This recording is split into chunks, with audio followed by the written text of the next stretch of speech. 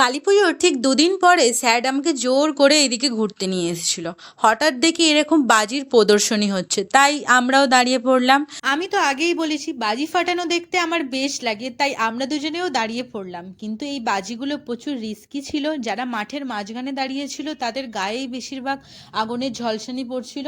দূর থেকে দেখতে যতটা সুন্দর লাগছিল, কাছে যারা ছিল তাদের কিন্তু ততটাই ক্ষতি হচ্ছিল। এটা আমার ফার্স্ট টাইম ছিল, এর আগে আমি কখনোই দেখিনি এরম বাজির প্রদর্শনী।